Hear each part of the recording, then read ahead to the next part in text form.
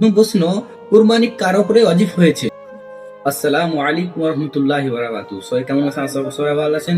আমি আপনার খুশবার ভাই অনেক ভালো আছি।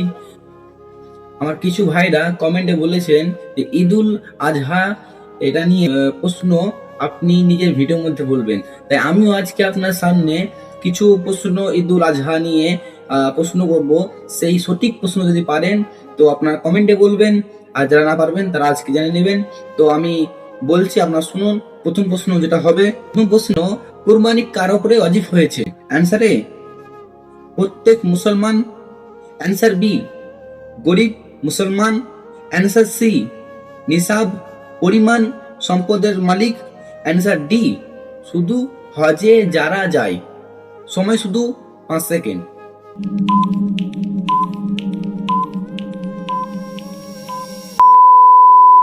সঠিক প্রশ্ন হলো অ্যান্সার সি, নিসাব পরিমাণ সম্পদের মালিক।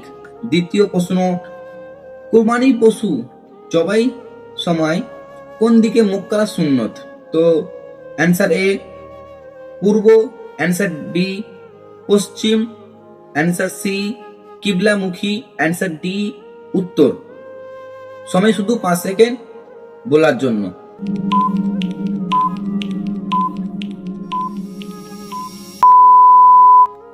সঠিক প্রশ্ন হবে অ্যান্সার সি, কিবলামুখী।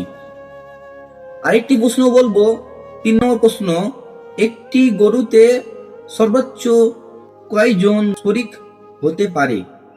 অ্যান্সার এ, 5 জন। অ্যান্সার বি, 6 জন। অ্যান্সার সি, 7 জন। অ্যান্সার ডি, 8 জন। সময় শুধু 5 সেকেন্ড সঠিক উত্তর বলার জন্য।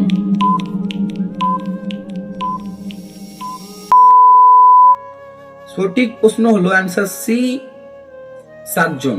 যারা এই সব প্রশ্নই সঠিক উত্তর দিয়েছেন তারা কমেন্টে বলে যাবেন, আর যারা পারেননি তারা এই ভিডিওটা শুনে আরো লোককে জানার সুযোগ করে দেবেন, আরো শেয়ার করবেন, লাইক করবেন, এবং এমনই সুন্দর সুন্দর প্রশ্ন পেতে এবং আরো কোরবানির, আরো ঈদুল আজহার প্রশ্ন পেতে আপনারা এই চ্যানেলকে সাবস্ক্রাইব করে রাখবেন।